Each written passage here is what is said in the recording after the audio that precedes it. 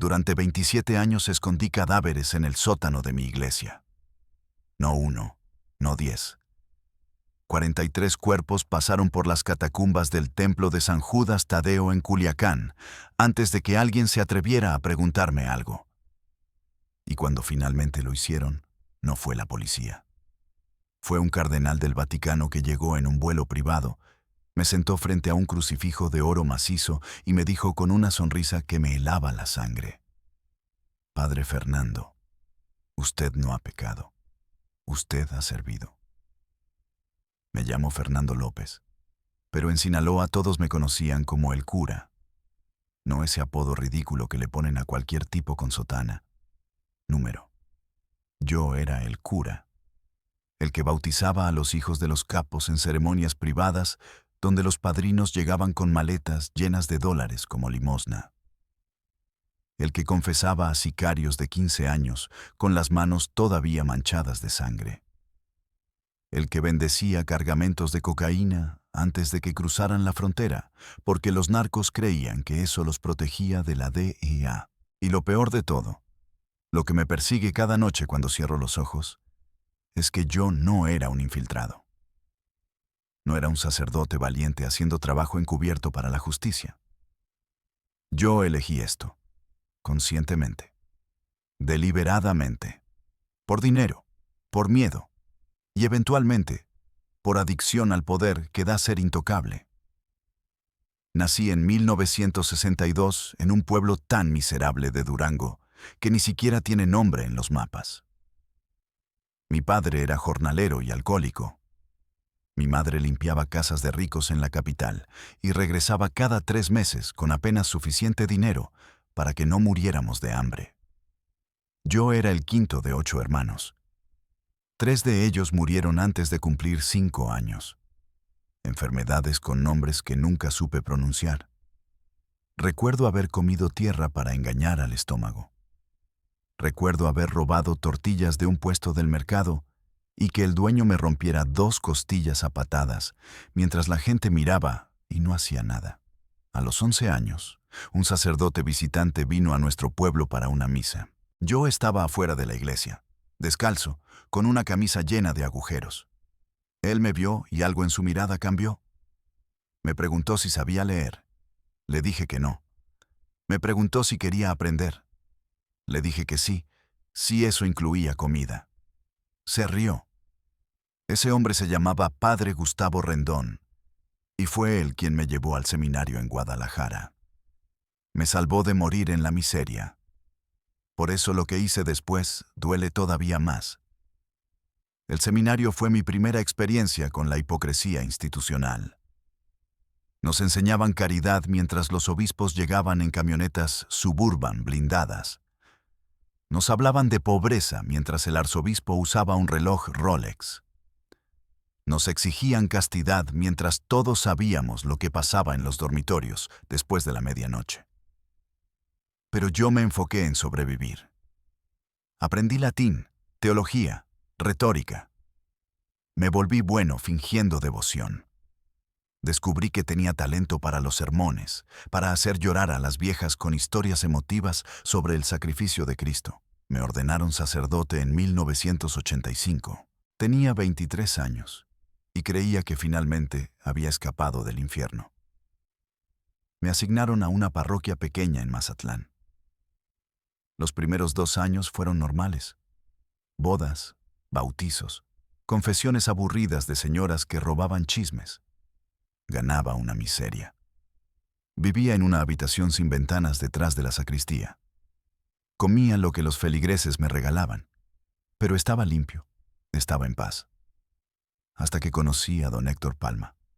Era 1987. Héctor Palma Salazar, uno de los fundadores del cártel de Sinaloa. Acababa de perder a su esposa e hijos en una venganza brutal. Alguien le había cortado la cabeza a su mujer y se la había enviado en una hielera. Sus 2 niños pequeños fueron arrojados vivos desde un puente. Cuando Palma llegó a mi iglesia esa noche, no llegó a rezar, llegó a reclutar. Entró con 4 hombres armados. Yo estaba organizando las hostias para la misa del domingo. Escuché las botas en el mármol. Cuando me di la vuelta, él estaba parado frente al altar, con los ojos más vacíos que jamás había visto en un ser humano. Me dijo: «Padre, necesito que me ayude a enterrar a mi familia, pero no en un cementerio público. No quiero que nadie sepa dónde están». Le dije que eso era imposible, que había procedimientos, leyes canónicas. Se acercó a mí. Olía a whisky y a pólvora. Me puso una mano en el hombro y dijo: «Padre, yo no le estoy pidiendo permiso. Le estoy diciendo lo que va a hacer. Y cuando termine, usted va a recibir más dinero del que ha visto en su vida». Abrió una maleta. Había $300,000 en efectivo. Billetes de 100 apilados como ladrillos. Nunca había visto tanto dinero junto. Mi salario mensual era de 1,000 pesos. Esa maleta representaba más de lo que ganaría en toda mi vida como sacerdote. Debí decir que no. Debí llamar a la policía. Debí correr. Pero miré ese dinero y pensé en mi madre limpiando pisos.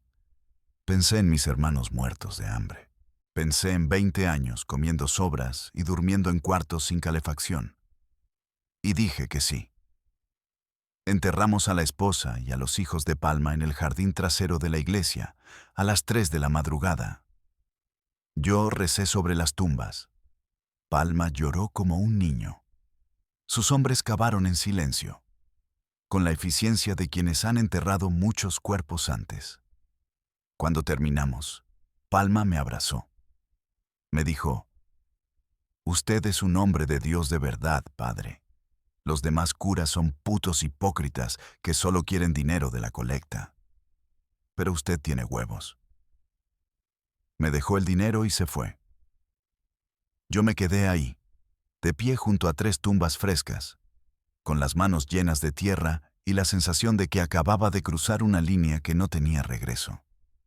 Pasé esa noche vomitando. No por asco moral, sino por el miedo de darme cuenta de lo fácil que había sido decir que sí. Una semana después, la noticia se corrió. No sé cómo. Tal vez Palma se lo contó a alguien de confianza. Tal vez uno de sus hombres habló de más en una borrachera. El caso es que mi teléfono empezó a sonar. Primero fue un narco menor que quería que bendijera una casa nueva que había comprado con dinero del Cristal. Luego fue un comandante de la policía municipal que me pidió que confesara a su amante, porque su esposa sospechaba y él necesitaba limpiar su conciencia sin que nadie se enterara. Después fue un diputado estatal que quería una misa privada para su madre, pero solo si yo prometía no reportar los donativos enormes que iba a hacer. Todos pagaban muy bien. En 6 meses había acumulado casi $500,000 escondidos en el techo de mi habitación. Compré ropa nueva. Empecé a comer en restaurantes. Me compré un carro. Un Chevy Blazer blanco que en ese tiempo costaba una fortuna.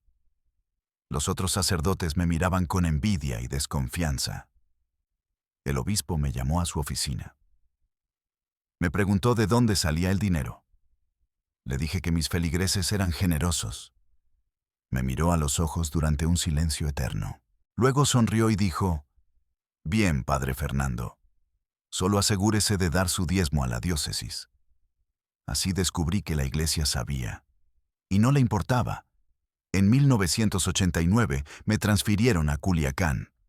Oficialmente era un ascenso. Una parroquia más grande, más prestigiosa. Pero yo sabía la verdad. Me mandaban al corazón del imperio del narco porque yo ya era útil, porque ya estaba comprometido, porque ya no podía irme. El templo de San Judas Tadeo era una iglesia enorme de estilo colonial con casi 200 años de antigüedad. Tenía catacumbas que databan del siglo XVIII, construidas originalmente para enterrar a sacerdotes y benefactores importantes. Nadie las usaba desde hacía décadas. Estaban selladas con una puerta de hierro oxidado que nadie abría jamás. La primera vez que bajé, llevaba una linterna y un rosario. El aire olía a moho y a muerte vieja. Las paredes estaban cubiertas de nichos vacíos. Había ataúdes de madera podrida tirados en el suelo. Y en ese momento, mirando ese espacio enorme y olvidado, supe exactamente para qué me habían traído a Culiacán. 3 días después de mi llegada, recibí la primera visita. Era Ismael Zambada García, el Mayo, uno de los hombres más poderosos del cártel de Sinaloa. Llegó sin escolta, solo, en una camioneta común. Me encontró en la sacristía. Me extendió la mano. Tenía un apretón firme, casi paternal. Me dijo: «Padre, bienvenido a Culiacán. Sé que usted es un hombre discreto. Eso es bueno. Aquí la discreción vale más que el oro». Me explicó lo que necesitaba de mí. Nada complicado al principio. Solo quería que confesara a algunos de sus hombres, que bendijera algunas casas, que bautizara a sus nietos. Yo asentí. Él sacó un sobre con $50,000 y lo puso sobre la mesa. Dijo: «Esto es solo para empezar. Si necesita algo, lo que sea, me habla. Usted ahora está bajo mi protección». Así fue como me convertí en el capellán personal del narco. Los primeros años fueron casi inofensivos. Yo celebraba misas privadas en ranchos lujosos. Bendecía camionetas blindadas. Confesaba pecados que hubieran hecho vomitar a cualquier otro sacerdote. Pero yo ya había aprendido a no reaccionar. Un sicario de 17 años me confesó que había decapitado a 5 hombres en un levantón. Le di la absolución. Un contador del cártel me confesó que había lavado $300 millones a través de empresas fantasma. Le di la absolución. Una mujer me confesó que había envenenado a su esposo porque él la golpeaba. Y usó el dinero del seguro de vida para comprarle una casa a su amante. Le di la absolución, no porque creyera en el perdón divino, sino porque esa era mi función. Yo era la válvula de escape moral, el lugar donde los criminales podían vaciar su conciencia y seguir matando sin culpa. Y a cambio, yo vivía como un rey. Tenía 3 cuentas bancarias en paraísos fiscales, una casa en la playa, otro departamento en Guadalajara. Viajaba a Roma cada año con grupos de peregrinos, que en realidad eran narcos disfrazados de católicos devotos. Cenaba con cardenales. Me tomaba fotos con el Papa. Y nadie preguntaba nada, porque todos estaban en el mismo sistema. Pero en 1993 todo cambió. Fue el año del asesinato del cardenal Juan Jesús Posadas Ocampo en el aeropuerto de Guadalajara. Oficialmente fue un enfrentamiento entre cárteles. Supuestamente confundieron al cardenal con un narco porque conducía un Grand Marquis blanco. Pero yo sé la verdad, porque 2 días después del asesinato, recibí una llamada del Vaticano. No de un asistente, no de un obispo menor, del secretario de Estado del Vaticano. Me dijeron que tomara el siguiente vuelo a Roma, que no le dijera a nadie, que empacara para una semana. Obedecí. Aterricé en el aeropuerto Fiumicino y me recogió un carro negro con placas diplomáticas. Me llevaron directo al Vaticano, no a la zona turística, a los edificios administrativos donde nunca entran civiles. Me hicieron esperar en una oficina que parecía un museo. Había pinturas del Renacimiento en las paredes, pisos de mármol, un escritorio de caoba que probablemente costaba más que mi iglesia entera.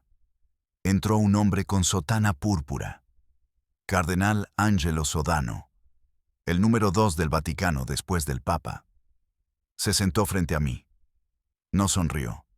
Dijo: «Padre López, estamos en una situación delicada.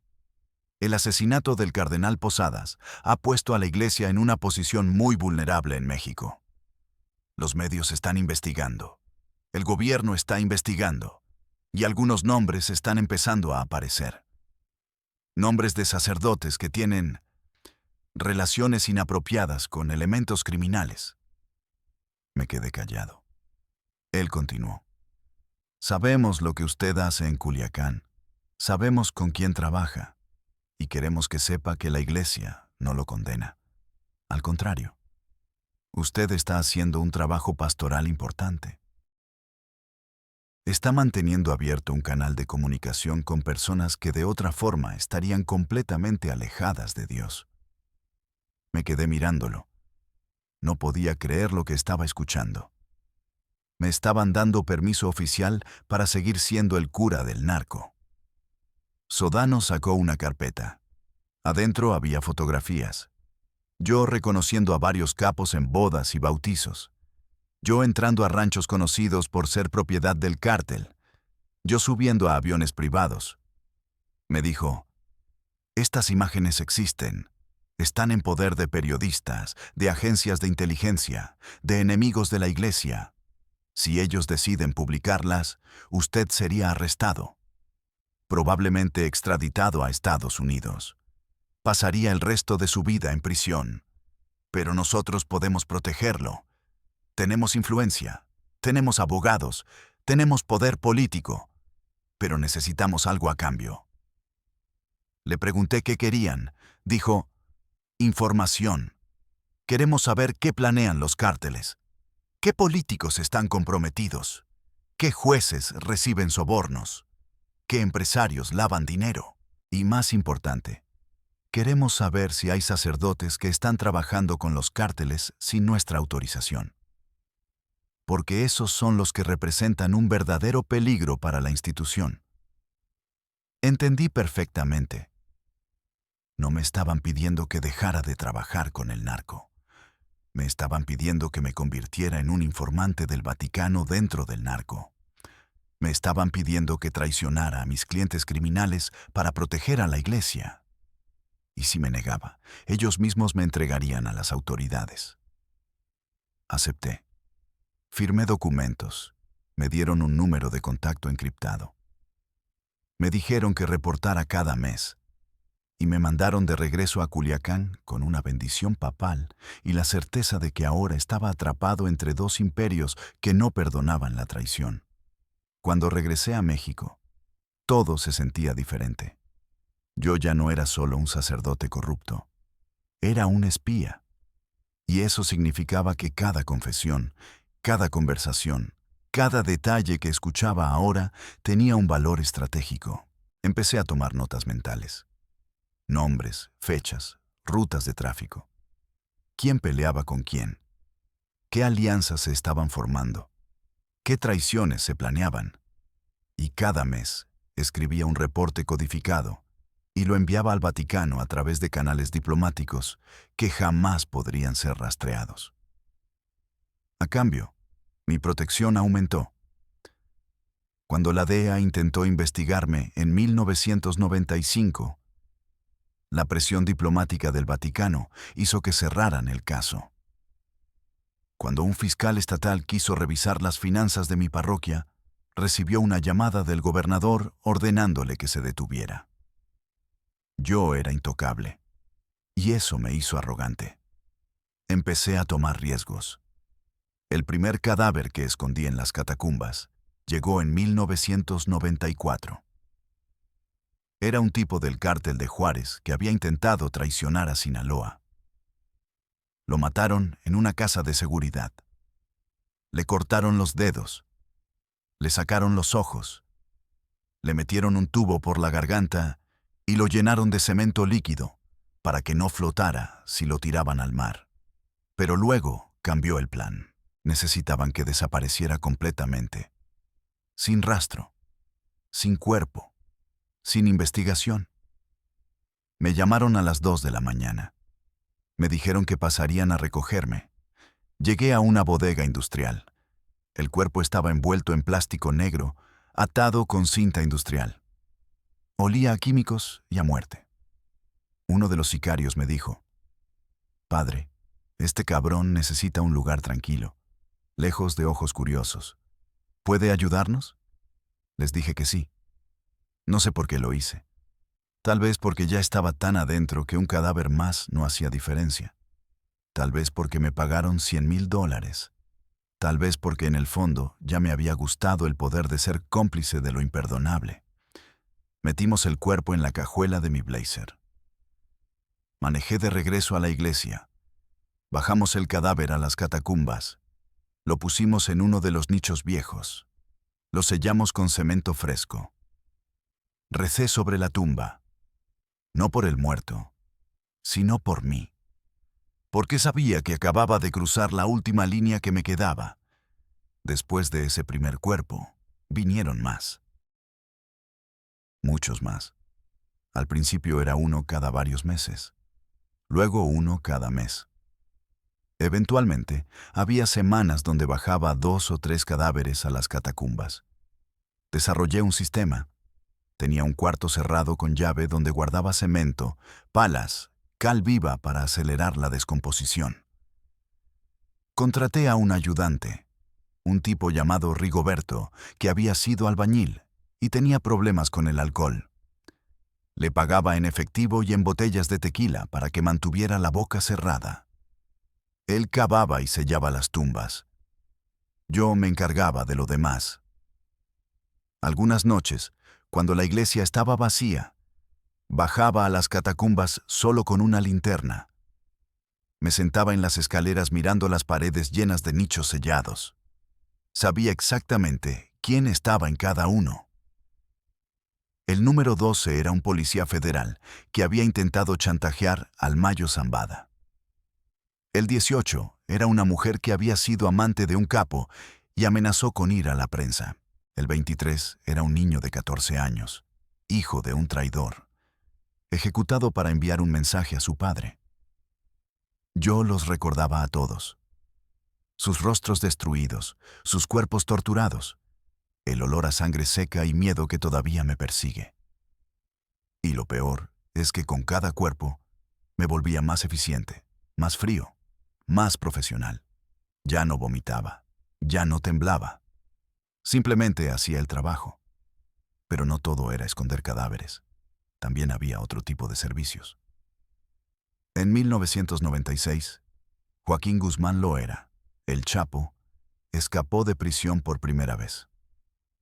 Bueno, oficialmente escapó. En realidad salió caminando por la puerta principal con documentos falsos y la ayuda de 78 guardias que recibieron sobornos. Necesitaba un lugar seguro donde esconderse mientras las cosas se calmaban.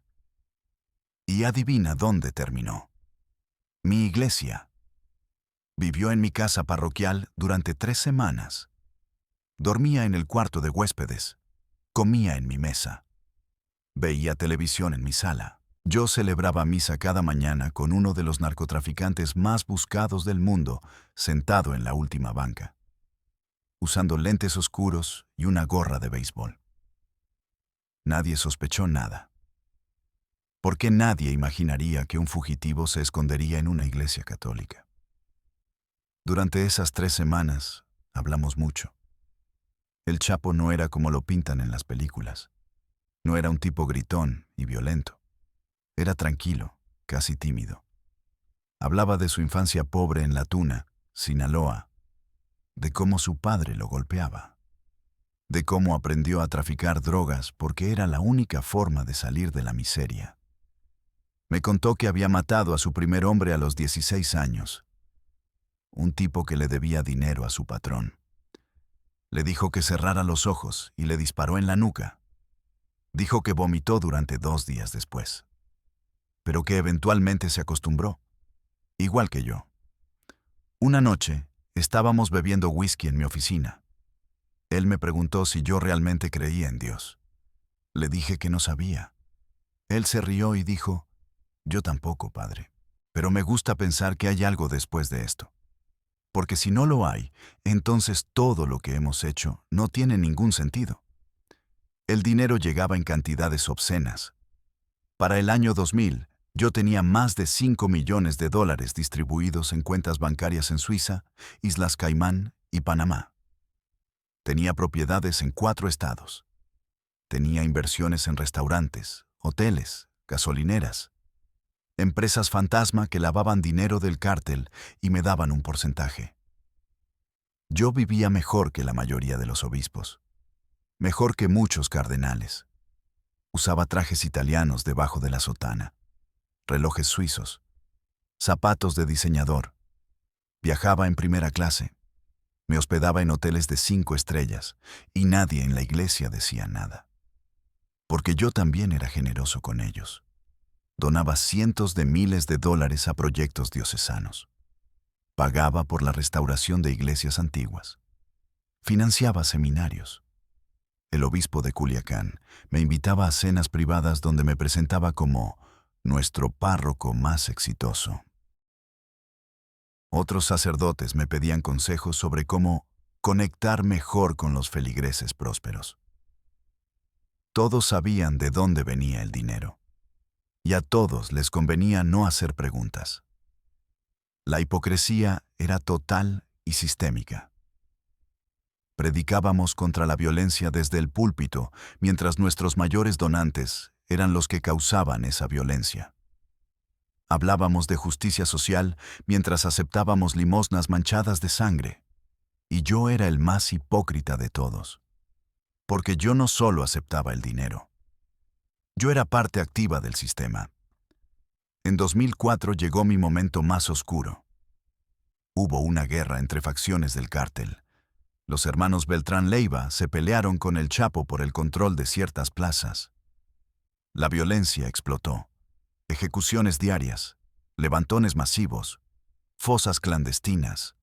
Las calles de Culiacán se convirtieron en una zona de guerra, y mi iglesia se convirtió en la morgue no oficial. En un solo mes, bajé 17 cuerpos a las catacumbas. No había espacio suficiente. Tuvimos que empezar a apilar cuerpos en los nichos, 2 o 3 por espacio. Rigoberto, mi ayudante, estaba al borde del colapso nervioso.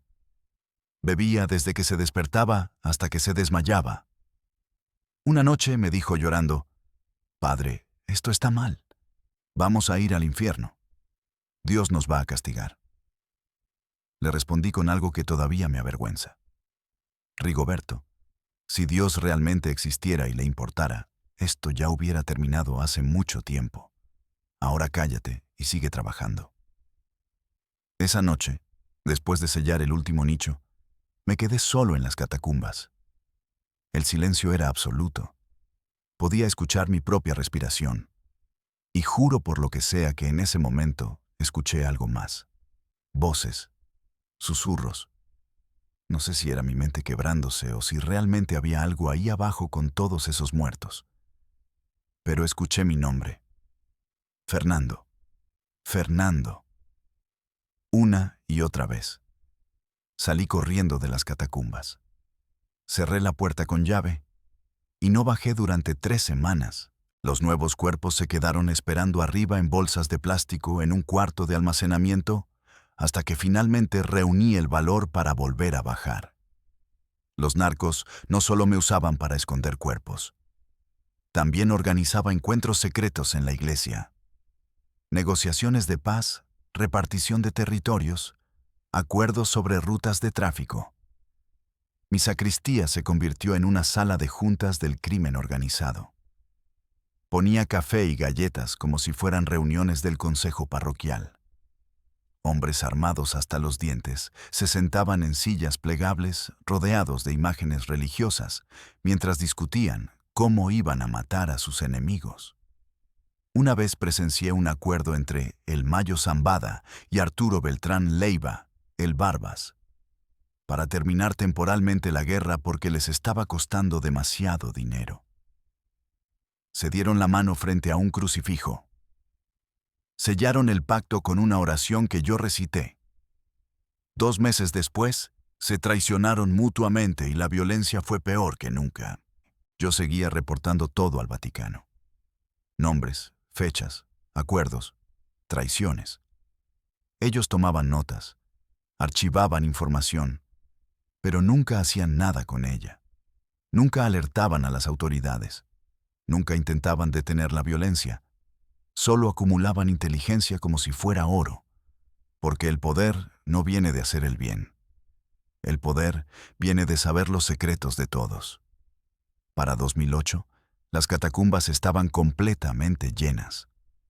43 cuerpos en un espacio diseñado para 20. El olor era insoportable, incluso con toda la cal viva que usábamos. Rigoberto murió ese año. Lo encontraron en un callejón con una botella vacía en la mano y vómito en la boca. Cirrosis hepática. Yo fui a su funeral. Su familia me agradeció por darle trabajo todos esos años.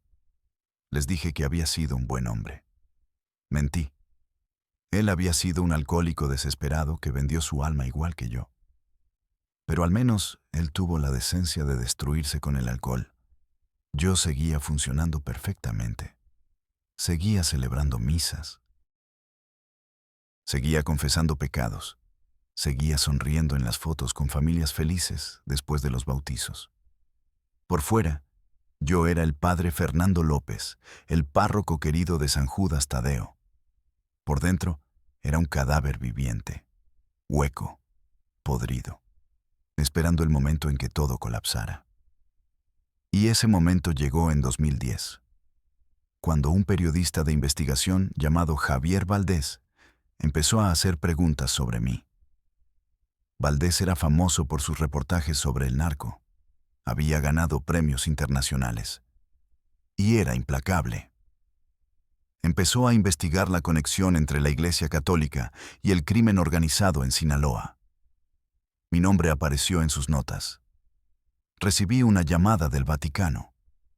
Me dijeron que lo mantuviera vigilado, que reportara sus movimientos, que averiguara qué tanto sabía. Yo obedecí.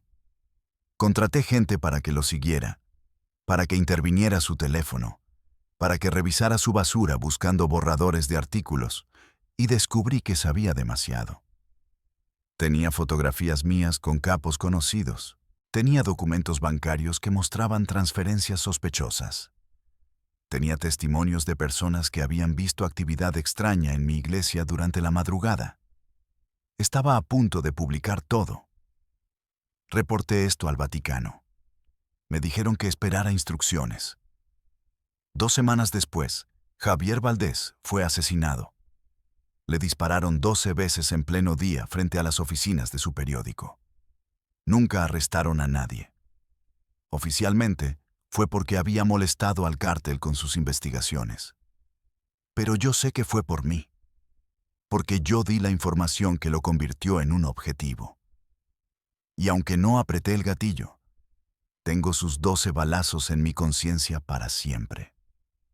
Después del asesinato de Valdés, algo cambió en mí. No fue arrepentimiento. No fue culpa moral en el sentido tradicional. Fue miedo. Miedo puro y animal de que yo fuera el siguiente. Porque si habían matado a un periodista famoso en pleno día, ¿qué me haría pensar que yo era intocable? Empecé a ver amenazas en todas partes. Cada carro que se estacionaba frente a la iglesia era sospechoso.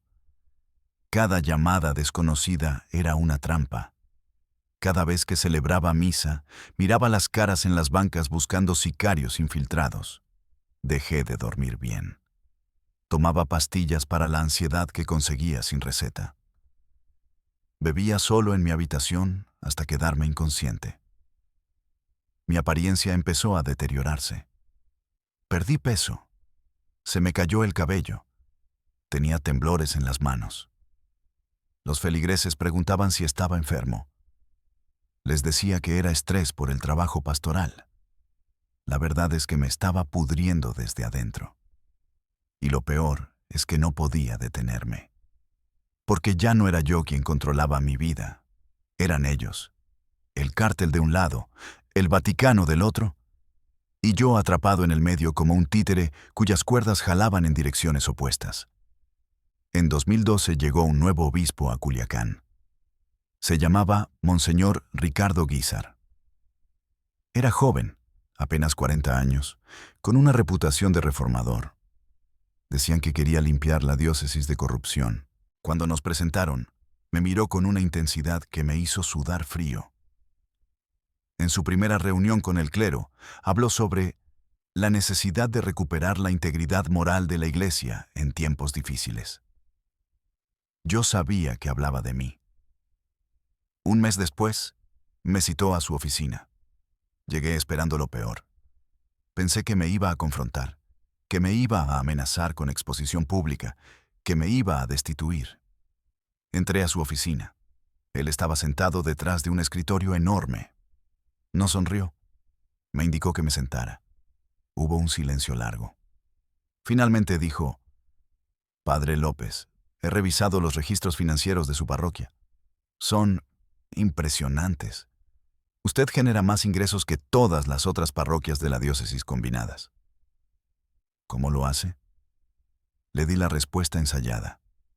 Feligreses generosos, buena administración, eventos de recaudación exitosos. Él me dejó hablar. Cuando terminé, abrió una carpeta y sacó fotografías.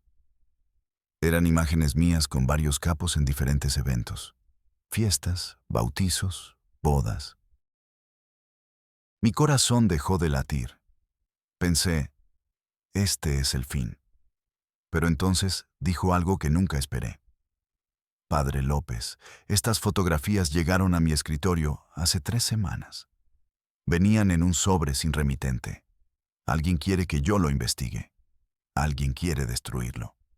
Pero yo no voy a hacer eso. ¿Sabe por qué? Negué con la cabeza, incapaz de hablar. Él continuó: Porque usted es valioso. Usted tiene acceso a personas que nosotros nunca podríamos alcanzar. Usted es un puente entre el mundo criminal y la Iglesia. Y eso nos da influencia, poder, control.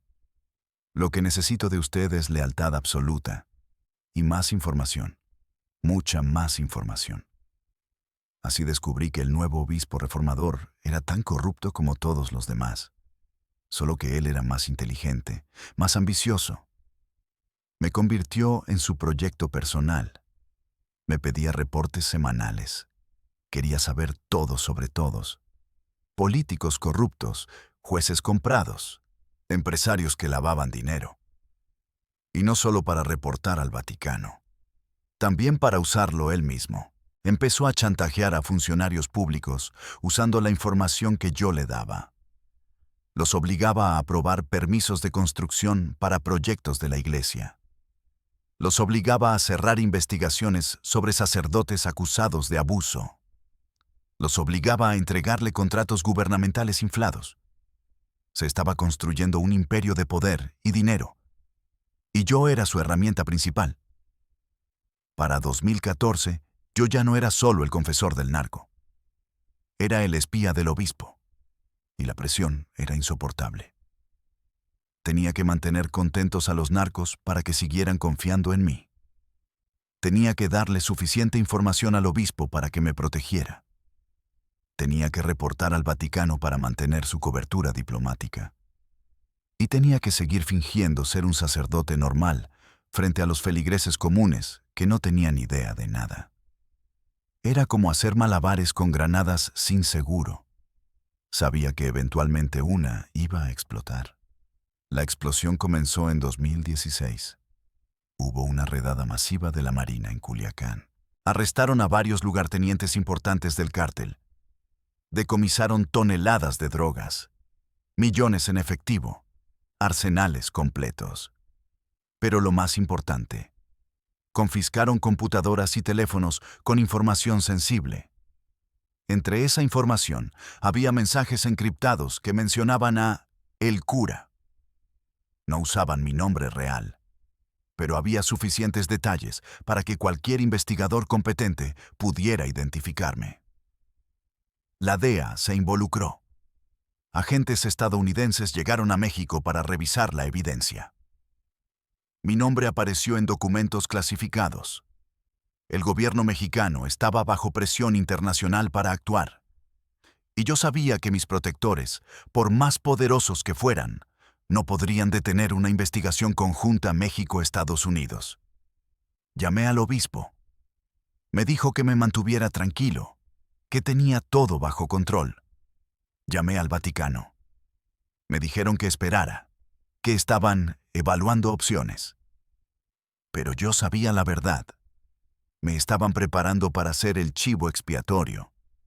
Si me arrestaban, ellos negarían cualquier conocimiento de mis actividades.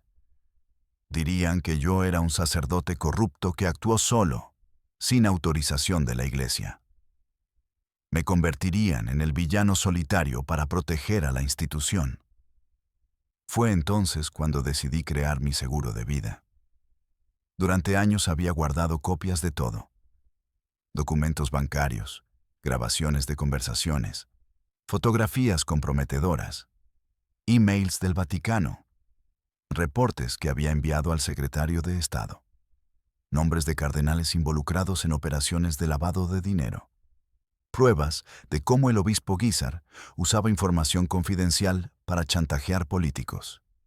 Lo guardé todo en múltiples lugares: discos duros encriptados, memorias USB escondidas, copias en la nube con contraseñas complejas.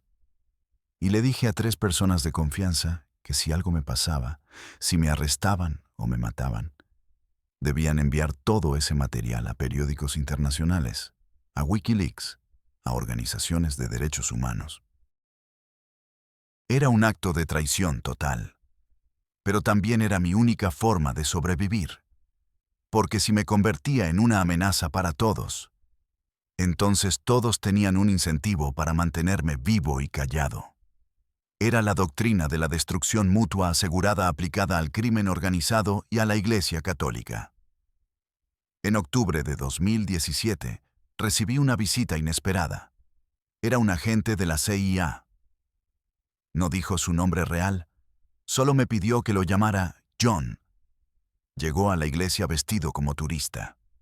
Pidió confesarme. Entramos al confesionario. Y ahí, en ese espacio diseñado para los secretos más íntimos, me dijo: «Padre López, sabemos todo sobre usted. Sabemos de las catacumbas, sabemos de su trabajo con el cártel, sabemos que es un informante del Vaticano. Y sabemos que tiene material comprometedor guardado como seguro. Estamos aquí para ofrecerle un trato». Le pregunté qué tipo de trato. Él dijo: «Testifique contra el cártel. Denos nombres, ubicaciones, estructuras de operación. A cambio, lo pondremos en el programa de protección de testigos. Nueva identidad, nueva vida en Estados Unidos, protección las 24 horas. O puede esperar a que lo arresten y pasar el resto de su vida en una prisión mexicana, donde los narcos lo van a matar el primer día». Le dije que necesitaba tiempo para pensar. Él me dio una semana. Salió del confesionario como si nada. Yo me quedé ahí sentado, sintiendo que las paredes se cerraban a mi alrededor. Esa noche, bajé a las catacumbas por última vez. Caminé entre los nichos sellados. 43 personas muertas que yo había ayudado a desaparecer. 43 familias que nunca supieron qué pasó con sus seres queridos. 43 almas que yo había condenado al olvido eterno. Y supe que no importaba qué decidiera. Mi vida ya estaba terminada. El padre Fernando López había muerto hacía años. Lo que quedaba era solo un cascarón vacío, esperando el momento de caer. Una semana después, respondí a la CIA. Les dije que sí, que testificaría. Pero puse condiciones. Quería inmunidad total. Quería que mi información sobre el Vaticano quedara sellada permanentemente. Quería garantías por escrito de que nunca sería extraditado o juzgado por crímenes relacionados con el cártel. Negociamos durante meses. Finalmente llegamos a un acuerdo. En marzo de 2018 me sacaron de México en secreto. Un operativo de extracción nocturno que parecía sacado de una película. Me subieron a un helicóptero en un campo a las afueras de Culiacán. Volamos bajo el radar hasta la frontera. Crucé a Estados Unidos en una base militar. Nunca volví a ver mi iglesia. Nunca volví a ver las catacumbas. Dejé atrás todo excepto mis secretos y mi culpa. Pasé 6 meses en un centro de detención en Virginia, dando testimonio. Les di más de 2.000 páginas de declaraciones. Nombres de más de 300 miembros del cártel. Ubicaciones de casas de seguridad, laboratorios, bodegas de almacenamiento. Estructuras financieras completas de operaciones de lavado de dinero. Les di suficiente información para desmantelar la mitad del cártel de Sinaloa. Y a cambio, me dieron una nueva vida. Ahora vivo en un pueblo pequeño en el medio oeste americano. No puedo decir dónde exactamente. Me cambiaron el nombre. Me dieron una casa modesta, una pensión mensual del gobierno. Vivo solo. No tengo amigos. No hablo con nadie excepto mi agente de custodia que me visita una vez al mes. Oficialmente, Fernando López está muerto. Hubo un comunicado de prensa diciendo que murió en un accidente automovilístico. Tuvieron un funeral con ataúd cerrado. El obispo Guízar dio un hermoso elogio sobre mi servicio a la iglesia. Todo mentira, todo teatro. Yo veo televisión mexicana por internet. Leo las noticias. Sé que eventualmente descubrieron los cuerpos en las catacumbas. Fue durante una renovación de la iglesia en 2019. Obreros abrieron la puerta sellada y encontraron el horror. 43 esqueletos en diferentes estados de descomposición. La noticia fue internacional. Escándalo masivo. Investigaciones. El obispo Guízar fue trasladado discretamente a Roma y nunca regresó. La parroquia fue cerrada. Las catacumbas fueron selladas con concreto. Declararon el lugar como sitio de crimen y nunca lo reabrieron. Las familias de algunas víctimas identificaron los restos mediante ADN. Hubo funerales apropiados después de años de incertidumbre. Otros cuerpos nunca fueron identificados. Siguen siendo números en un reporte forense. Cada noche me siento en mi sala vacía y pienso en todo lo que hice. No siento arrepentimiento en el sentido cristiano. No creo que Dios vaya a perdonarme porque ya no creo en Dios. ¿Cómo podría? Después de todo lo que vi, todo lo que hice, todo lo que la iglesia permitió. Si Dios existe y permite este nivel de maldad, entonces no merece adoración. Y si no existe, entonces todo fue una mentira desde el principio. Yo vendí mi alma no al diablo, sino a la ambición humana, al dinero, al poder, a la ilusión de ser importante en un mundo que no le importa nada a nadie. Los narcos me usaron, el Vaticano me usó, la CIA me usó. Todos me usaron porque yo me dejé usar, porque era más fácil obedecer que resistir, porque la recompensa era mejor que la alternativa. Y ahora estoy aquí, en este pueblo olvidado de América, esperando que algún día alguien me encuentre y termine lo que debió terminar hace años. A veces tengo pesadillas. Bajo a las catacumbas y todos los muertos están de pie esperándome. No dicen nada. Solo me miran con los ojos vacíos. Y yo sé lo que quieren. Quieren que yo también me convierta en uno de ellos. Un cadáver olvidado en un nicho sellado. Un número en una lista. Una desaparición sin respuestas. Me despierto sudando, gritando, con el corazón acelerado. Y en esos momentos de claridad absoluta, entiendo que yo ya estoy muerto. Fernando López murió la primera noche que dijo sí al dinero manchado de sangre. Lo que queda de mí es solo un fantasma fingiendo estar vivo. Un eco de lo que pude haber sido si hubiera tenido el valor de elegir diferente. Pero no lo tuve. Y ahora pago el precio. No en una prisión de barras y cemento, sino en una prisión de memoria y culpa que nunca termina. Esta es mi confesión, no para buscar perdón, porque sé que no lo merezco, sino para que entiendas algo importante. Cuando ves las noticias sobre violencia, sobre corrupción, sobre sacerdotes involucrados con el crimen, no pienses que son casos aislados. No son manzanas podridas en un barril sano. El barril entero está podrido desde la raíz. La diferencia es que algunos de nosotros tenemos el cinismo de admitirlo, y otros siguen fingiendo que sirven a Dios cuando en realidad sirven al mismo demonio que todos nosotros. Y ese demonio no tiene cuernos ni cola, tiene sotana, tiene crucifijo de oro y tiene una sonrisa perfecta para la foto del domingo. Hay algo más que necesito confesar, algo que nunca le dije a la CIA, algo que no está en ninguno de mis reportes al Vaticano, algo que me persigue más que todos los cadáveres juntos. En 2009, llegó a mi iglesia una mujer llamada Rosa Martínez. Tenía 32 años. Era maestra de primaria. Estaba casada con un hombre llamado Alberto, que trabajaba como contador para una empresa de transporte. Ella no sabía que esa empresa era una fachada del cártel. Alberto había descubierto irregularidades en los libros, transferencias sospechosas, dinero que no cuadraba. Y como era un idiota honesto, decidió reportarlo a la Policía Federal. Firmó su sentencia de muerte ese día. Pero antes de matarlo, el cártel quería saber cuánto había hablado, con quién, qué evidencia tenía. Así que lo levantaron. Lo torturaron durante 3 días en una casa de seguridad. Y cuando finalmente se convencieron de que no había dicho nada importante, lo ejecutaron.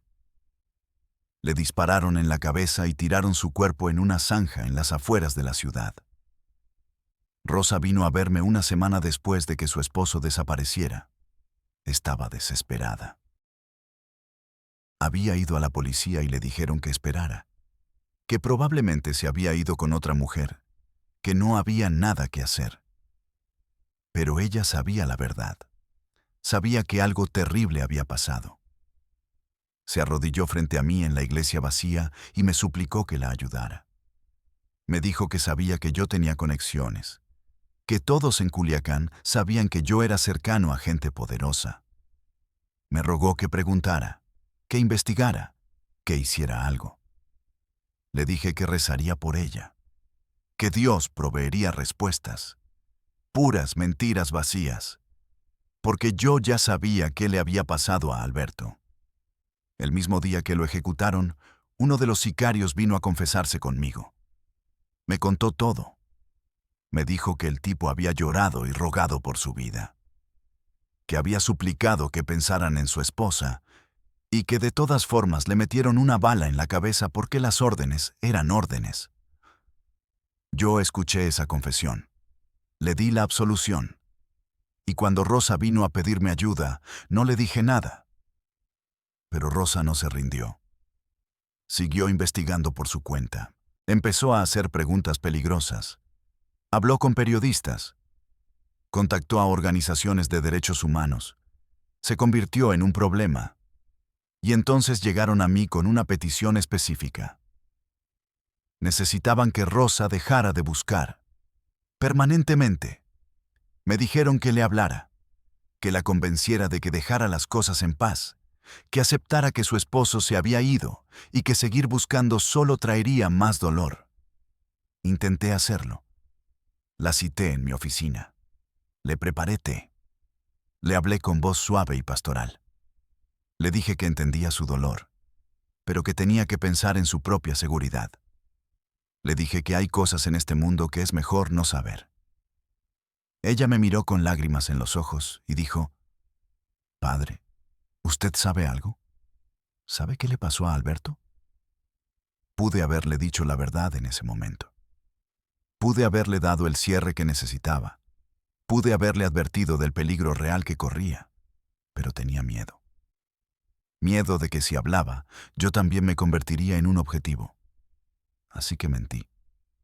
Le dije que no sabía nada, que solo estaba preocupado por ella como su pastor espiritual.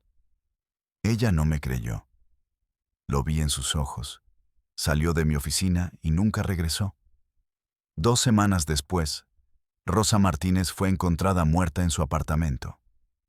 Oficialmente fue un suicidio. Se había colgado de una viga en su sala. Dejó una nota diciendo que no podía vivir sin su esposo. Pero yo sabía la verdad. Nadie se suicida colgándose con las manos atadas a la espalda. Nadie escribe una nota de suicidio con letra tan temblorosa que apenas se puede leer. Fue un asesinato disfrazado de suicidio. Y yo lo permití. Tuve la oportunidad de salvarla. Pude haberle dicho que huyera, que se fuera de Culiacán, que nunca regresara. Pero elegí protegerme a mí mismo en lugar de protegerla a ella. Y esa elección me convirtió en algo peor que un cómplice. Me convirtió en un asesino. Porque cuando tienes el poder de detener un asesinato y no lo haces, eres tan culpable como el que aprieta el gatillo. Nunca les conté esto a los agentes de la CIA. Nunca apareció en mis declaraciones. Porque sabía que si lo mencionaba, tendrían que investigarlo. Y si investigaban, encontrarían pruebas de mi participación directa en su muerte. Y eso hubiera cancelado mi trato de inmunidad. Hubiera terminado en prisión. Así que lo guardé. Lo enterré junto con todo lo demás. Pero Rosa no me deja en paz. Ella es la que más aparece en mis pesadillas. No los narcos torturados. No los niños ejecutados. Rosa, con su rostro amable de maestra. Con sus ojos suplicantes.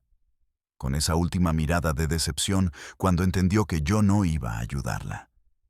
Ella confiaba en mí porque yo era un sacerdote. Porque se supone que los sacerdotes protegen a los inocentes. Y yo la traicioné de la forma más vil posible. Hay más historias como la de Rosa, docenas, tal vez cientos. Personas que vinieron a mí buscando ayuda, consuelo, protección. Y yo les di mentiras envueltas en latín y rituales vacíos. Les di oraciones sin poder y bendiciones sin gracia. Les permití retornar a sus hogares con ilusiones infundadas, aún sabiendo el desenlace que aguardaba. Un individuo me confió estar bajo fuerte presión financiera por parte de ciertas organizaciones. Le sugerí buscar refugio espiritual. Su ciclo vital terminó una semana más tarde por falta de solvencia. Una joven me relató que una figura de autoridad local tenía intenciones indebidas hacia ella. Le recomendé mantener distancia y guardar estricto silencio. Su integridad física fue vulnerada reiteradamente durante un tiempo, hasta que compartió lo sucedido con sus parientes. Ellos buscaron dialogar con dicha figura. El grupo familiar completo se esfumó. Todo un linaje se extinguió en una sola velada. Y yo continué oficiando ceremonias sin pausa. Seguí administrando los sacramentos con las mismas manos que habían validado su suerte. Mantuve los discursos sobre la benevolencia divina desde una plataforma cimentada en falsedades y sufrimiento ajeno. ¿Deseas conocer la realidad subyacente? No fui el único. Otros clérigos actuaban de idéntica manera a lo largo de la nación. En diversas regiones conflictivas del norte y el sur, en Jalisco, en Guerrero. La Iglesia Católica en las zonas controladas por el narco se convirtió en parte de la infraestructura criminal. No por accidente, no por infiltración externa, sino por elección deliberada y calculada. Porque el narco genera más dinero que cualquier otra actividad económica en esas regiones. Y la Iglesia quiere su parte. Construyen catedrales con dinero de la cocaína. Restauran conventos con dinero de las metanfetaminas. Financian escuelas y hospitales con dinero del tráfico de personas. Y luego se lavan las manos con agua bendita y pretenden que sus motivos son puros. Dicen que están llevando a Cristo a los criminales, que están redimiendo almas perdidas. Mentiras, todo mentiras. Están perpetuando el sistema. Están dándole legitimidad moral al crimen organizado. Están diciéndoles a los narcos que pueden comprar su lugar en el cielo mientras siguen llenando fosas comunes en la tierra. El Vaticano lo sabe. Lo ha sabido durante décadas. Tienen informes detallados de obispos en toda América Latina involucrados en corrupción, lavado de dinero, encubrimiento de crímenes. Y no hacen nada. Porque ellos también se benefician. Las donaciones generosas de las diócesis mexicanas fluyen hacia Roma. Ayudan a financiar la burocracia vaticana. Pagan los salarios de cardenales y la manutención de palacios renacentistas. El Papa da discursos sobre justicia social y cuidado de los pobres. Pero cuando los reportes llegan a su escritorio sobre sacerdotes trabajando con carteles, los archiva y sigue adelante. Porque confrontar el problema significaría admitir que la institución está podrida. Y esa admisión destruiría la imagen cuidadosamente cultivada de pureza moral que la Iglesia ha mantenido durante siglos. Yo ya no uso sotana, ya no llevo crucifijo, ya no finjo creer en nada. Vivo en este pueblo anónimo esperando el final. A veces pienso en entregarme, en caminar a la comisaría local y confesarlo todo, en exigir ser juzgado y condenado por los crímenes que cometí. Pero sé que no serviría de nada. Me arrestarían, habría un juicio, tal vez incluso me condenarían. Pero los sistemas que me crearon seguirían intactos. El Vaticano seguiría operando. Los carteles seguirían matando. Otros sacerdotes seguirían haciendo exactamente lo que yo hice. Porque el problema no soy yo. Yo solo soy un síntoma. El problema es que construimos instituciones que priorizan su propia supervivencia sobre cualquier principio moral. Creamos sistemas donde hacer el mal se vuelve la opción racional, donde los buenos son castigados y los corruptos prosperan. Esta es mi última confesión. No para buscar absolución, porque no existe. No para advertir a otros, porque nadie aprende de las historias de otros, sino simplemente para dejar registro. Para que cuando me encuentren muerto en este pueblo olvidado, ya sea por mano del cártel que finalmente me rastree o por mi propia mano cansada de cargar tanto peso, alguien sepa la verdad completa. No la versión sanitizada que aparecerá en los periódicos. No la narrativa simplificada de sacerdote corrupto trabaja con narcos, sino la verdad completa y horrible de cómo las instituciones que supuestamente nos protegen son las mismas que nos devoran. De cómo el mal no necesita cuernos ni cola. Solo necesita buenos incentivos y gente dispuesta a mirar hacia otro lado. Me llamo Fernando López.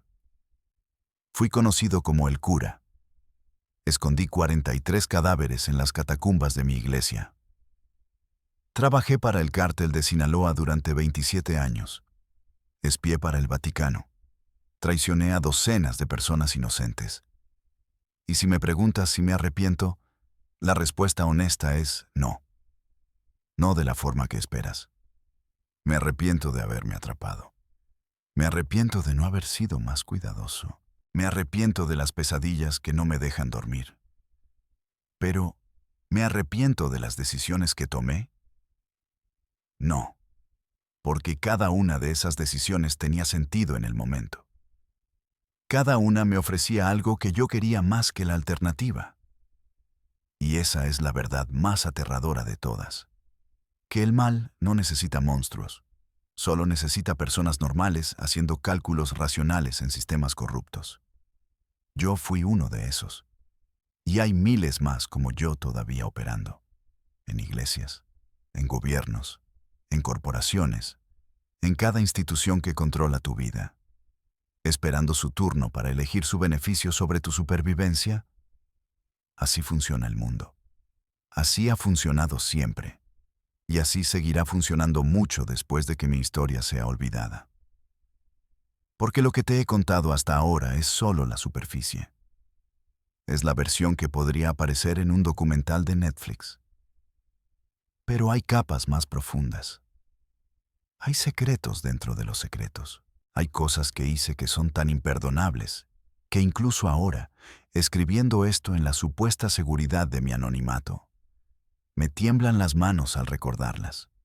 Déjame contarte sobre el año 2011. Ese fue el año en que dejé de ser simplemente un facilitador y me convertí en un participante activo. Hasta ese momento, yo me había convencido de que mis manos estaban relativamente limpias. Sí, escondía cuerpos. Sí, daba información. Sí, protegía a criminales.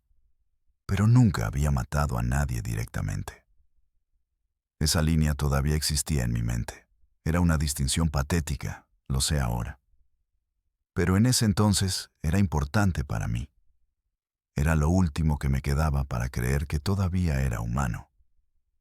En agosto de 2011, hubo un problema con un sicario joven llamado Christian. Tenía 19 años. Había trabajado para el cártel desde los 15. Era bueno en su trabajo. Eficiente, silencioso, letal. Pero cometió un error fatal. Se enamoró. La chica se llamaba Valeria. Era estudiante universitaria. Venía de una familia decente. No tenía nada que ver con el narco. Y Christian decidió que quería salirse del negocio para estar con ella. Quería una vida normal. Quería casarse, tener hijos, ser alguien diferente. Le dijo a su jefe que se quería retirar. Y su jefe, un tipo llamado el Trébol, vino a verme. Me dijo: «Padre, tenemos un problema. Christian sabe demasiado. Participó en más de 30 ejecuciones. Conoce rutas, casas de seguridad, nombres de políticos en la nómina. Si se va y algún día decide hablar, nos destruye. Pero el muchacho me cae bien. No quiero matarlo si hay otra opción. Usted habla con él, padre. Convéncelo de que se quede. Dígale que le vamos a dar un trabajo más tranquilo, algo con menos sangre, pero que no puede irse». Yo cité a Christian en la iglesia. Llegó nervioso, con las manos en los bolsillos. Nos sentamos en una banca al fondo. Le pregunté si era verdad que quería retirarse. Me dijo que sí, que estaba cansado, que no podía seguir viendo caras en sus sueños, que quería ser una persona normal para Valeria. Le expliqué la situación. Le dije que entendía sus sentimientos, pero que el cártel no dejaba ir a la gente así como así, que era peligroso para él y para la chica, que la mejor opción era aceptar el trabajo tranquilo que le ofrecían y seguir siendo leal. Él me miró con ojos desesperados y dijo: «Padre, yo no quiero morir, pero tampoco quiero vivir así. ¿Qué hago?». Y en ese momento tuve una elección. Pude haberle dicho la verdad, que no había salida, que si intentaba irse, lo matarían a él y probablemente a Valeria también, que su única oportunidad era huir esa misma noche, cambiar de identidad, desaparecer completamente. Pude haberle dado esa oportunidad. En cambio, le dije: «Christian, confía en mí. Acepta el trabajo que te ofrecen. Yo voy a hablar con la gente indicada. Voy a asegurarme de que respeten tu deseo de tener una vida más tranquila. Todo va a estar bien». Le di esperanza falsa. Le di una promesa vacía. Y él me creyó porque yo era un sacerdote. Christian aceptó el trabajo. Durante 2 semanas pareció que todo estaba bien. Lo pusieron a hacer trabajos administrativos, conteo de dinero, coordinación de envíos. Nada violento. Él se relajó. Empezó a hacer planes de boda con Valeria. Y entonces, una noche, lo citaron en un almacén para supuestamente revisar un cargamento. Cuando llegó, lo estaban esperando. Lo ataron a una silla. Y el Trébol me llamó. Me dijo: «Padre, necesito que venga. Ahora». Llegué al almacén a las 11 de la noche. Christian estaba amarrado, llorando, rogando. El Trébol me explicó: «Padre, resulta que Christian no fue completamente honesto con nosotros. Encontramos mensajes en su teléfono. Estaba planeando huir a Estados Unidos con la chica. Incluso había contactado a la DEA.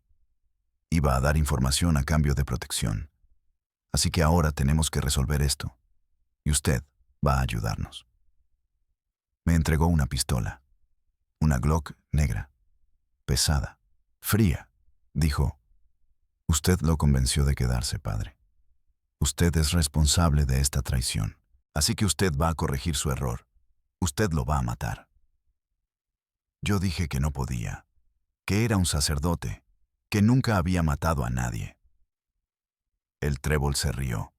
Dijo, «Padre, usted ha matado a docenas de personas, solo que nunca apretó el gatillo directamente. Pero sus mentiras, sus silencios, sus traiciones han enviado gente a la tumba. La única diferencia es que esta vez va a ensuciarse las manos de verdad. Y si no lo hace, entonces tanto usted como el muchacho van a morir aquí esta noche». Miré a Christian. Él me miraba con terror absoluto. Sus labios se movían en silencio, probablemente rezando, probablemente rogándole a Dios que lo salvara. Y yo sostuve esa pistola. La sentí temblar en mi mano. Y pensé en todas las opciones. Podía negarme y morir. Podía intentar escapar y morir. O podía hacerlo y vivir. 3 segundos de decisión. 3 segundos que definieron quién era yo realmente. Levanté la pistola. Apunté a la cabeza de Christian. Él cerró los ojos, susurró, «Perdóname, Valeria», y apreté el gatillo. El sonido fue ensordecedor en el espacio cerrado. El retroceso me hizo dar un paso atrás. La sangre salpicó. Christian se desplomó en la silla con un agujero perfecto en la frente. Sus ojos abiertos mirando a la nada. Y yo me quedé ahí parado, con la pistola humeante en la mano, cubierto con pequeñas gotas de su sangre, sintiendo algo que nunca había sentido antes. No era horror, no era culpa, era alivio. Alivio de estar vivo, alivio de haber pasado la prueba, alivio de que ahora tenía otro nivel de compromiso con ellos que me hacía aún más valioso. El trébol me palmó el hombro. Dijo, «Bien hecho, padre. Ahora usted es realmente uno de nosotros». Me quitó la pistola, me dio una toalla para limpiarme y me ofreció un trago de whisky que acepté y tomé directo de la botella hasta que dejé de temblar.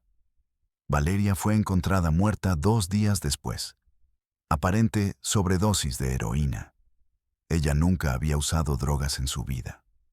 Pero la autopsia mostró niveles masivos de opioides en su sistema.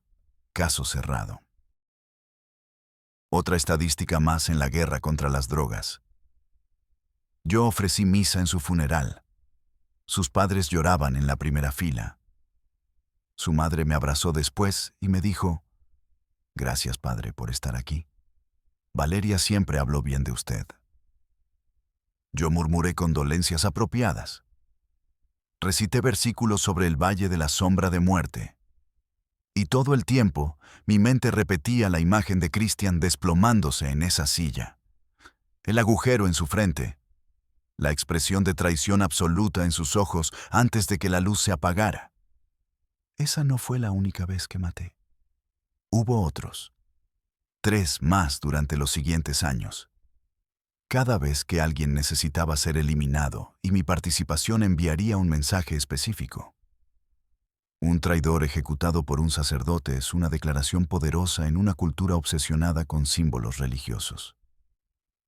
Me convertí en el verdugo sagrado, el ángel de la muerte con sotana. Y cada vez se volvía más fácil. El primero me dejó sin dormir durante semanas. El segundo solo fueron unos días. El tercero apenas me afectó. Para el cuarto era mecánico. Apuntar, disparar, limpiar, seguir adelante. Había cruzado tantas líneas que ya no podía ver dónde habían estado. Me había convertido en exactamente lo que ellos necesitaban que fuera, un monstruo con cara de santo. Pero aquí está la parte que nunca les conté a los federales. La parte que me persigue más que todo lo demás. En 2013, el Vaticano me pidió algo específico. No fue una solicitud del secretario de Estado. Vino de más arriba, mucho más arriba. Recibí una llamada encriptada de un número que nunca había visto. La voz del otro lado tenía acento italiano, educada, fría. Me dijo, «Padre López, tenemos conocimiento de que un arzobispo en Monterrey está cooperando con autoridades estadounidenses. Está proporcionando información sobre operaciones financieras de la Iglesia en México que podrían exponer conexiones, inconvenientes. Este hombre representa una amenaza existencial para la institución. Necesita ser silenciado permanentemente y necesita parecer un accidente del narcotráfico para desviar sospechas. Me quedé mudo. Me estaban pidiendo que asesinara a un arzobispo, no a un narco, no a un traidor del cártel, a un príncipe de la iglesia, a un hombre consagrado por el mismo Papa. Le dije que eso era imposible, que no podía hacer algo así. La voz respondió con frialdad absoluta. Padre López, usted no está en posición de negarse. Tenemos documentación completa de sus actividades. 4 homicidios directos, 43 casos de encubrimiento de asesinato, colaboración criminal que abarca 3 décadas. Si decide no ayudarnos, toda esa información llegará simultáneamente a la DEA, la PGR y CNN. Estará en una celda antes del amanecer. ¿Entendemos la situación? Entendí perfectamente. No era una solicitud, era una orden. Pasé 2 semanas planeando. Hablé con el trébol. Le expliqué que necesitaba un favor grande. Un arzobispo tenía que desaparecer y tenía que parecer trabajo del cártel rival. Él se rió. Dijo, «Padre, ¿ahora la iglesia nos usa para limpiar su propia casa? Esto es nuevo. Pero sí, podemos hacerlo. Tenemos gente en Monterrey. ¿Cuánto paga?» Le dije que el Vaticano transferiría $2 millones a través de canales que yo especificaría. El trébol silbó. Dijo, «Por ese precio, ¿hacemos que parezca obra maestra?» El arzobispo se llamaba Gustavo Rodríguez. Tenía 64 años. Era conocido por su trabajo con pobres, por denunciar la corrupción gubernamental, por exigir justicia para las víctimas del narco. Era un hombre bueno en un sistema podrido. Y yo lo condené a muerte con una llamada telefónica. Lo secuestraron cuando salía de un centro comunitario en Monterrey. 3 hombres armados con pasamontañas. Lo metieron a una camioneta. Encontraron su cuerpo 5 días después en un basurero en las afueras de la ciudad. Lo habían torturado brutalmente. Dedos cortados, marcas de quemaduras. Le habían arrancado las uñas. Y finalmente le dispararon en la cabeza. Dejaron un mensaje del cártel del Golfo clavado en su pecho con un picahielo. El mensaje decía, «Esto es lo que pasa a los que se meten donde no los llaman». El funeral fue transmitido internacionalmente. El Papa envió un mensaje condenando la violencia del narcotráfico. Políticos mexicanos prometieron justicia. Periodistas escribieron sobre el mártir moderno que se atrevió a enfrentar al crimen organizado. Nadie sospechó nunca la verdad, que fue la misma iglesia que lloraba su muerte la que ordenó su ejecución, y que el instrumento de esa ejecución había sido yo, un sacerdote, un supuesto servidor de Dios.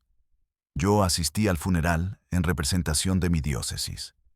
Estreché manos con otros obispos. Recé junto a la tumba, y cuando bajaron el ataúd, lo único que sentí fue vacío. Ni culpa, ni horror, ni arrepentimiento, solo vacío, porque ya no quedaba nada humano dentro de mí. Solo una máquina funcionando, solo una herramienta cumpliendo su propósito. El dinero del Vaticano llegó como prometieron, 2 millones limpios. El trébol recibió su parte. Yo recibí la mía como comisión por facilitación. $500,000 por vender mi alma una vez más. Los deposité en una cuenta en Panamá. Los miré crecer con intereses y seguí celebrando misa como si nada. Seguí confesando pecados como si yo no fuera el pecador más grande en la habitación. Seguí predicando sobre el amor y el perdón mientras mis manos estaban manchadas con sangre de inocentes. ¿Quieres saber qué es lo que realmente me mantiene despierto por las noches? No son los narcos que maté. Ellos eligieron ese mundo. Sabían los riesgos. Pero Rosa, Cristian, Valeria, el arzobispo Rodríguez, Ellos eran inocentes. Ellos confiaban en instituciones que los traicionaron. Ellos creyeron que había bondad en el mundo. Y yo fui el instrumento que les demostró que estaban equivocados. Yo fui la prueba viviente de que el mal no solo existe, sino que prospera, que se disfraza de santidad, que duerme en camas cómodas y nunca paga por sus crímenes. Ahora estoy aquí, en este pueblo olvidado de América, viviendo con un nombre falso y una pensión del gobierno que me mantiene alimentado, pero no vivo. Porque vivir requiere ser humano, y yo dejé de ser humano hace décadas. Soy un archivo ambulante de atrocidades, una confesión con piernas, un testimonio de hasta dónde puede caer una persona cuando elige la supervivencia sobre la moralidad, una y otra vez, hasta que ya no recuerda la diferencia. La verdad final es esta. El Vaticano sigue operando exactamente igual. Los cárteles siguen matando. Otros sacerdotes siguen haciendo lo que yo hice. El sistema no cambió. Mi testimonio a la CBNA resultó en algunos arrestos, sí. Algunos capos cayeron. Algunas rutas fueron interrumpidas. Pero nuevos capos tomaron su lugar. Nuevas rutas se abrieron. El río de sangre y dinero sigue fluyendo. Y la iglesia sigue bendiciendo ambas orillas mientras cobra su tarifa. Esto es el final de mi confesión. No porque no haya más que contar, sino porque ya no importa. Contar más detalles no cambia la conclusión fundamental. Yo vendí mi humanidad en installments durante 30 años, hasta que ya no quedó nada que vender. Y la única razón por la que estoy contando esto ahora es porque quiero que sepas algo importante. Si puedes escuchar esta historia y pensar, yo nunca haría eso, estás equivocado. Porque yo también pensaba eso. Todos pensamos eso. Hasta que nos ponen frente a la elección real, hasta que es tu vida o tu moralidad, tu comodidad o tu integridad, tu futuro o tu alma. Y en ese momento, la mayoría de la gente elige sobrevivir, elige mirar hacia otro lado, elige ser cómplice. Porque esa es la naturaleza humana real, no la versión romantizada que predican en las iglesias. Me llamo Fernando López. Fui el cura. Maté directamente a 4 personas, indirectamente a cientos. Traicioné todo lo que alguna vez dije creer. Y ahora espero el final, sabiendo que cuando llegue, no habrá cielo esperándome. No habrá infierno tampoco. Solo habrá silencio. Y honestamente, después de todo lo que he escuchado, después de todos los gritos y súplicas y confesiones, el silencio suena como un regalo. Esta es mi confesión final.